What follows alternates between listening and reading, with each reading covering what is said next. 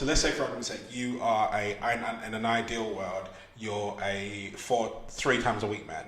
Yeah. If you've only bumped into women that are ideally on their ideal frequency is once a week, then you're going to be left with the impression that you have a high sex drive. Yeah. When you're not, but when you bump into someone that now has a higher frequency than you, but the sounds of things, your missus might be, I don't know, maybe she's a 4 or 5 times a week kind of girl, and you're only a 3, that's going to leave you feeling exhausted.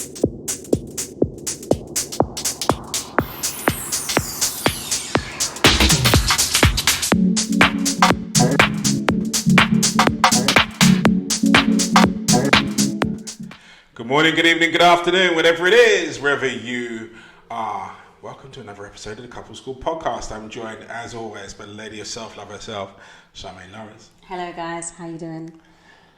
How are you doing? I'm good. Yeah. I know he's got some craziness for me. You got something decent today, or is one of your other followers? This one, it made me chuckle when I read it, Okay. and raise an eyebrow afterwards. And Let's see. yeah, it'd be interesting. Anyway, so I'm having issues keeping up in the bedroom with my girlfriend. In all my previous relationships, I have been the one with a high sex drive, and my partner not so much, which has caused problems for me in the past. My present girlfriend, however, is more horny than me by far and is putting my clothes off every night. I have started making excuses not to, as I'm exhausted. Does this mean that we aren't compatible? Will she inevitably cheat on me as her needs aren't being taken care of? Yes, and her needs can't be taken care of. Don't say yes. That's not true. It's not the same for women. Like, okay, firstly, how old is she? We don't know how old she is, yeah? Yeah. Okay.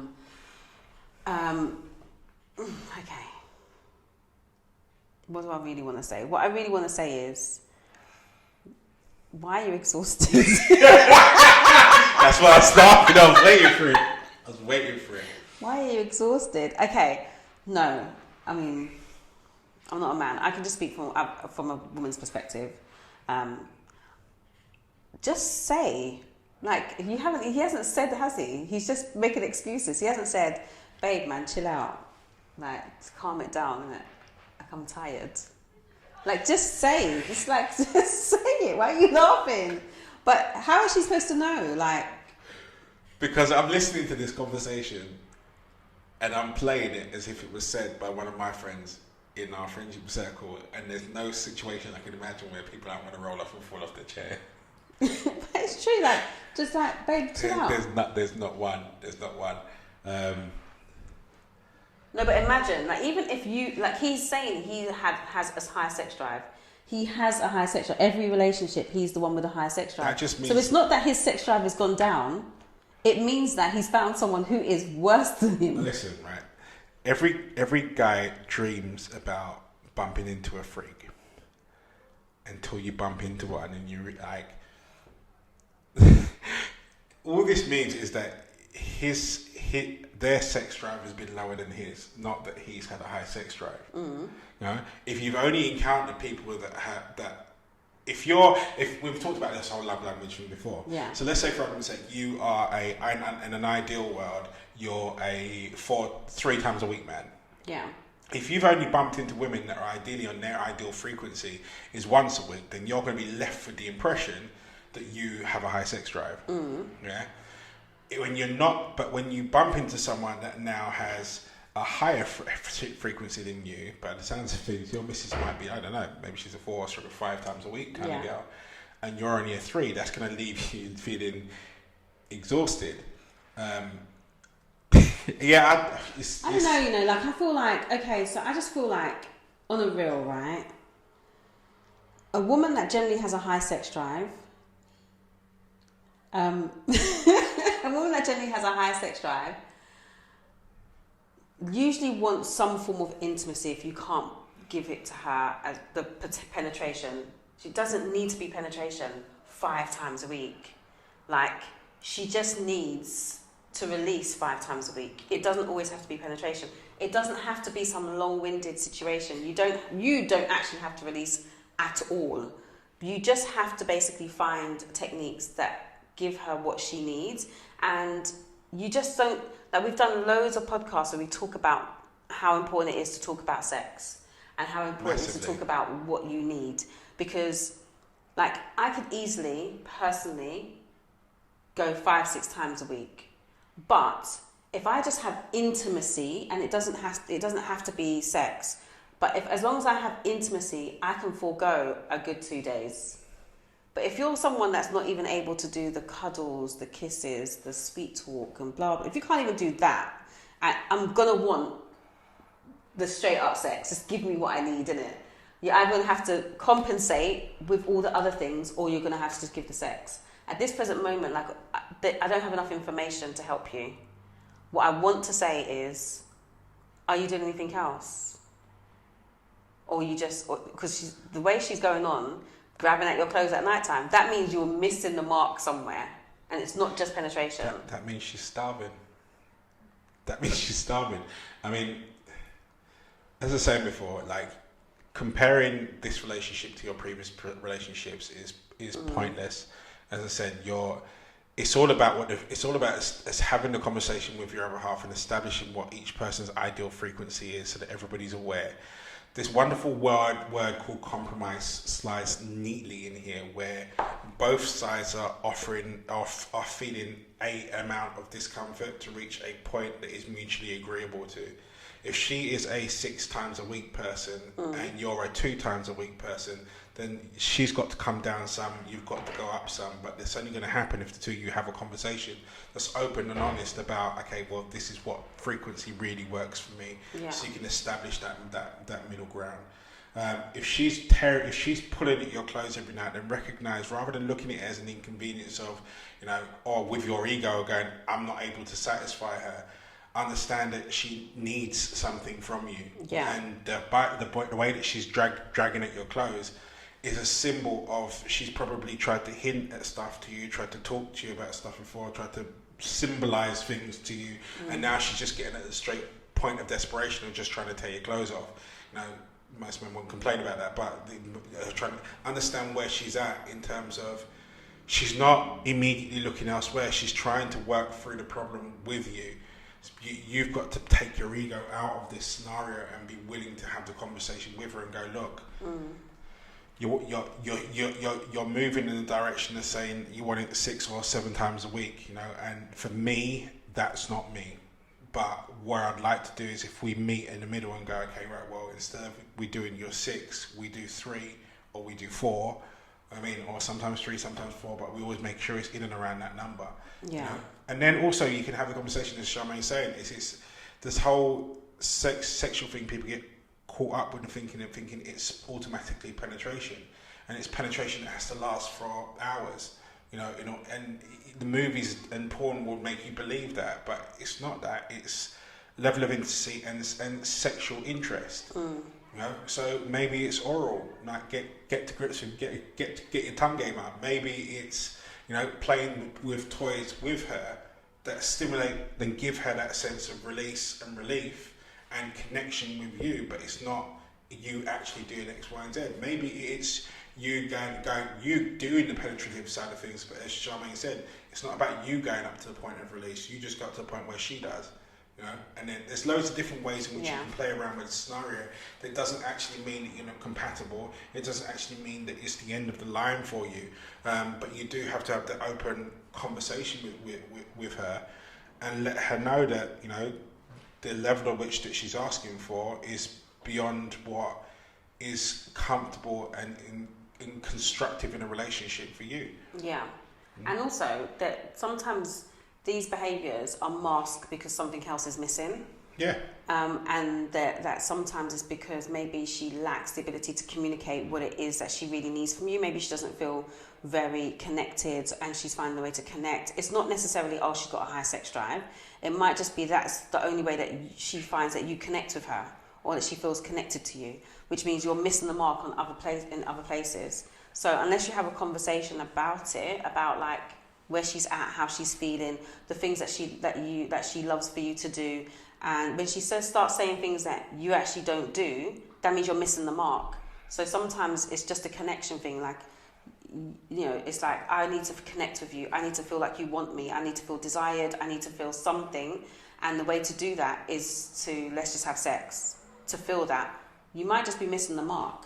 Like sometimes, like with women, a lot of it is emotional as well, like what we're thinking and what we're feeling. And if you're not allowed, like doing something that makes us think or feel that we are desired by you, we just want to find the connection real quickly. And that connection is a quick, let's do what we're doing, let's release, and we're good to go next day. But it could just be that actually you're missing the mark somewhere else. The other thing it could be is the fact that she doesn't know any other way. Yeah. There was a Married at First Sight, where the guy, he had a beard, looked like a biker kind of guy, and then there was another girl, and they had this initial spark on the wedding day. It was great, but then her constant badgering at him for sex put him off, because he found that the way in which she was approaching him for it actually put him off of her. But when they spoke to her, and she said that's all that she knows in terms of expressing intimacy in a relationship. So what she wanted was intimacy, but her understanding of intimacy was limited to what she was capable of doing between the sheets. And so in that respect there, all he needed to have done really is to have respected that, her respect the fact that he doesn't want it, that there are different ways to do it, and then the two of them explore that together. Yeah. And therefore build the relationship out to be a much more fulfilling and a fulfilling space. But because he came with his expectations and anticipations of what he's had in the past from his exposure, he just found her intentions and attention like grotesque. It put him off. Yeah. But he didn't give the time to have the understanding. They didn't have that conversation. He just got turned off straight away. Exactly. But he wasn't willing to have that conversation. And in this respect here, just by the fact that you're putting in, and will she inevitably cheat on me as her needs aren't being taken care of, that's a fear of yours coming through because of the situation that you're faced with. But you can't be looking at the fear. You've got to look at the situation that you're faced with and actually have the guts enough to go through it and delve into it and explore it and get to an understanding with her. As I said, it might just be that she doesn't know any other way. Well, then the two of you now can explore new ways to hit that level of intimacy where both of you feel satisfied, or just a straight up compromise, I mean, just meet each other's needs. Just find ways to meet those needs. Yeah. I think. Yeah. I think that when it comes to the whole sex subject, we've covered this in many different genres and ways in previous podcasts. It isn't discussed enough, and I think it isn't because people approach the sex subject through their fears. Their fear of being cheated on, fear of being lied to, fear of being taken for granted, fear of one person having levels over them or control over them. So when we're leading anything based on what we're scared of, the end result's never going to be anything other than what we're actually scared of. And what we've got to try and lead with here is understanding and taking a look at it and going, okay, well, what is this really?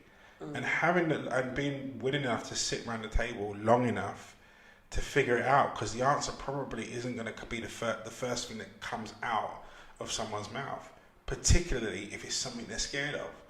You've got to provide them with an environment that's comfortable enough for them to be willing to go, okay, and get through it themselves, because as I said, they might not even know.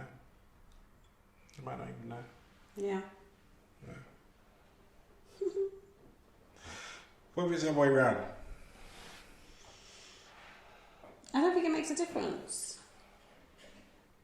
What do you mean? Like, as in the guy being the person that needed more? Yeah, and then I think it does. Do you think? Because I think that's the more socially expected and accepted way round for it to be. When you take a look at all the memes and this and the other, people get married and then the wife's got migraine, that's why she can't have a diet. We've got migraine, or something. I think it's the same. I actually honestly think it's the same. I think I me, I don't conform to all these society says this, society says that. I think it's the same. I think basically if there's ways to pleasure a man without always going to the penetration. Like, I don't think men actually really need the penetration. I think some men actually don't even have that much experience in really knowing sex, knowing their body, knowing women's bodies. They're just straight up like, let's get just going.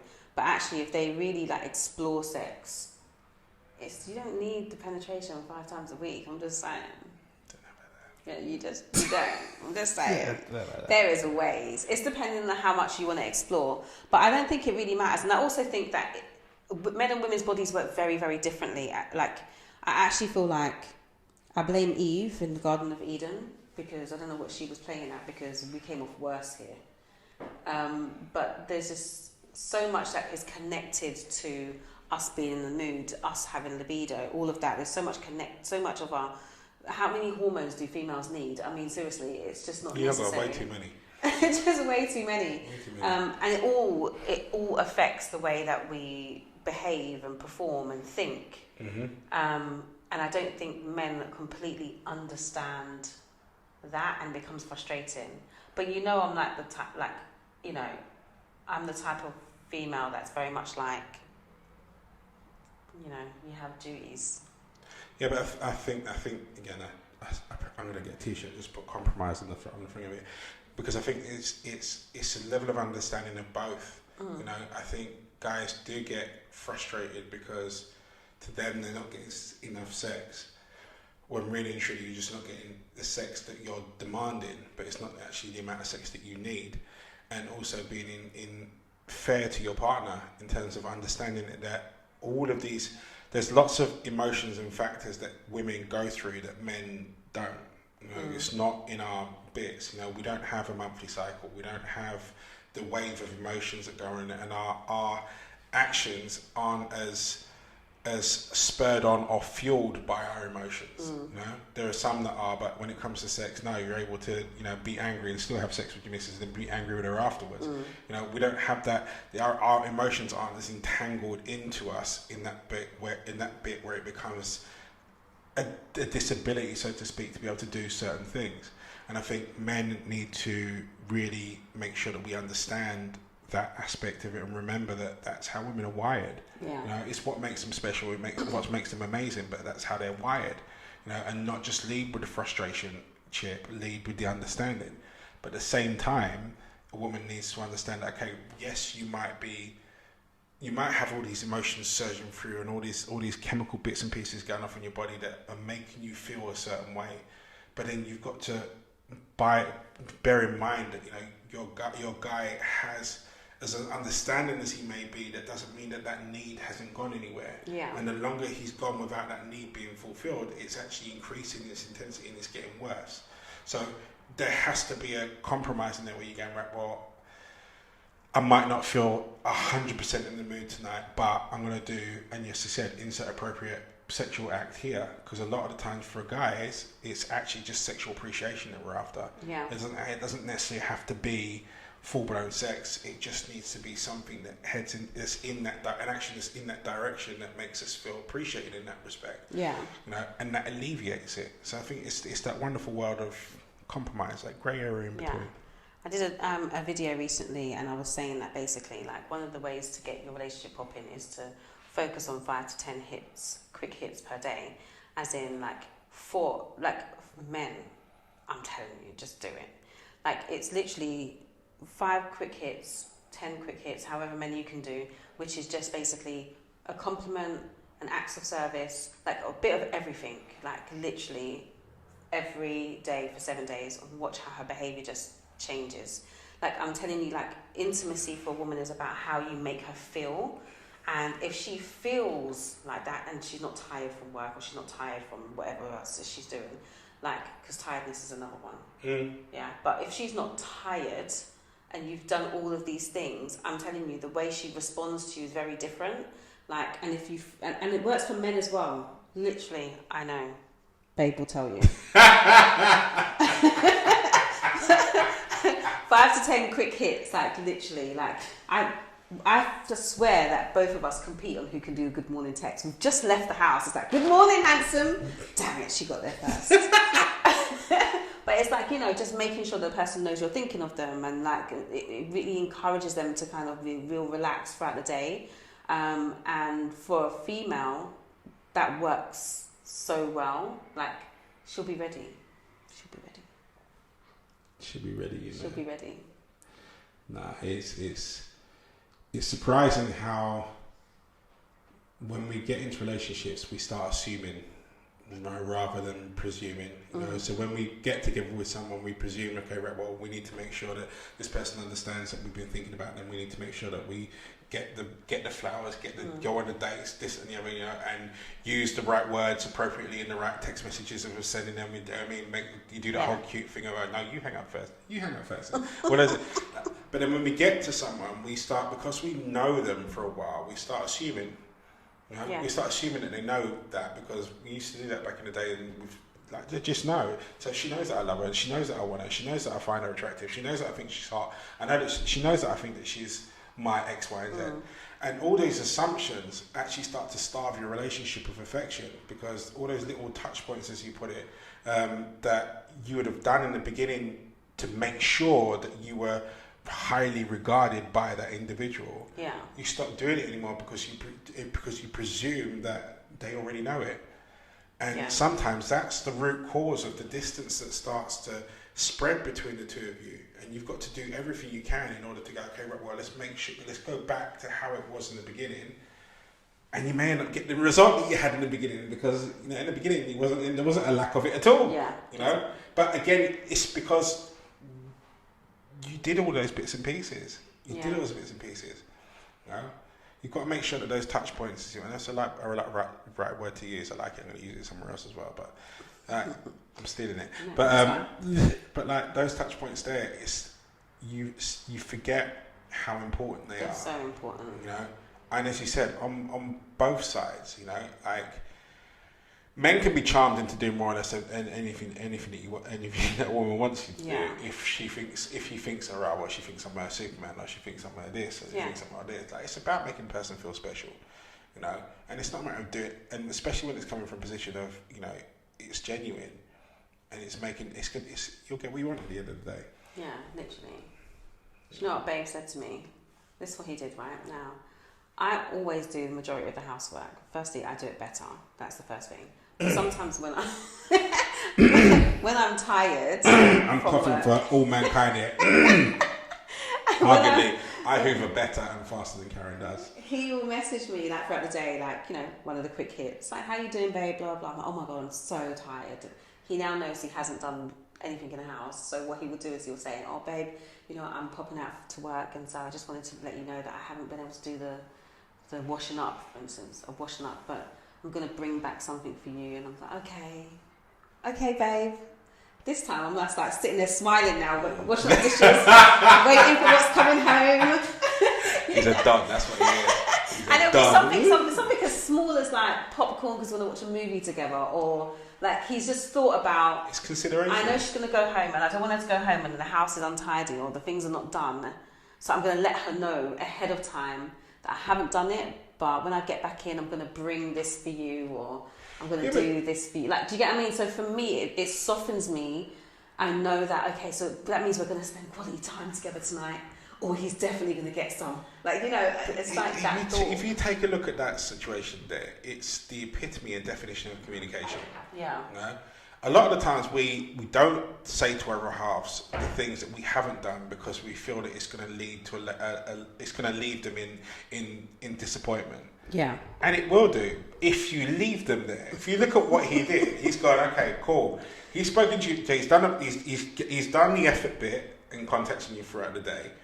He's then gone sounded out how your day has been. Like, are you good? Are you not? Like, and you're like, oh my god, I'm really tired. So he's taken that information and used it, which is what women constantly want you, or anyone wants you to do. So he's taken it into this and understood that you're tired, and then understood that the fact that he hasn't done the dishes is going to be a point of frustration. Yeah. And mitigated that frustration, not with the gift. He mitigated the frustration with understanding you're going to be frustrated in a preemptive sense. So he's preempted it. So now you can't be frustrated at it because he's already called you out on it. Yeah. And then he's lifted you out of it with the promise of, okay, well, we're going to do this.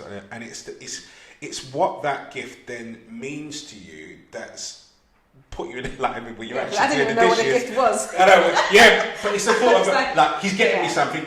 So yeah. you feel now you're being rewarded anyway and being considered anyway. So the thing is that doing the dishes really isn't a big thing. Yeah, I was still tired, but I did the dishes because he let me know. Because it's like that so now I expect. It's worth it. I expected it now. Now I'm not walking into something that I didn't expect. So now I expect. Okay, so he's a genius. He's a genius. I'm telling you, I don't know I don't know what book he is reading listen, right now. He needs to write one. That's what he needs to do. Actually, you know what? Just give me the send me voice notes and I'll write it for you. Because this is stuff that. But it is. It literally, whatever tiredness I felt was gone. I had turned the music on, I'd washed the dishes, and now I'm ready, like, for him to come home to and he's like, yeah, I got us some popcorn. We're gonna watch a movie tonight. I'm like, okay. Yeah. But yes, it's consideration. I fell asleep for an hour, but that hour was the energy I needed for what was gonna happen next. No, you gave him what happened that because you fell asleep for the hour. Yeah. Oh, you know. So anyway. Just saying, like, intimacy is really important. I think you have to figure out, like, sometimes, like, you know, I am someone that my partner would say that I've got a high sex drive. He would say that. I don't think I have, but he would say that. But for me, as long as I'm getting my quick hits, my intimacy, and I know that I'm desired and all of that stuff, I could put it off. If I'm not getting that, I'm gonna need you to. I'm gonna need that connection to be done. Yeah, I hear that. That's how I feel. So it's not like I have to have it 5 days. But if you're not gonna do the other things, I'm gonna need to have it 5 days. Baby, if you're watching or listening, 5 days really works for me. So, you have two small children. I don't care. I'm in the driveway of the car, like garden. I don't care. Anyway. 5 times a week. I mean, the touch points. I really like that. I really like that because it's an easy way to reteach something or restitch something into your relationship that has a massive long knock-on effect. Because it's where I've talked about the assumptions that people make in relationships because we believe that we know the person, and that's where all of those touch points start to fall out the window. And a lot of the times lead on to bigger issues or things that wouldn't have been an issue before now becoming a serious thing because we're lacking the little touch points that would have just solved it. So guys, if you're watching touch points throughout the day, follow Charmaine's routine, and then if you don't get it 5 times a week, you know where to complain to. You can come out and couple square after school. Anyway, so that brings us to the end of the episode quite neatly. Thank you very much for watching, listening on whatever forum it is that you are tuning in on. If you haven't hit the subscribe button already, please do so before you leave. It's down the bottom there, and also if you have, make sure you ring the bell on the way out. So it helps out with the infamous algorithm that all life is run by. We'll be back for Couple Square After School discussing this subject and many more on Instagram Live on Tuesday at 8:30. So in the meantime, you guys stay strong, you stay focused. Bye guys. Peace.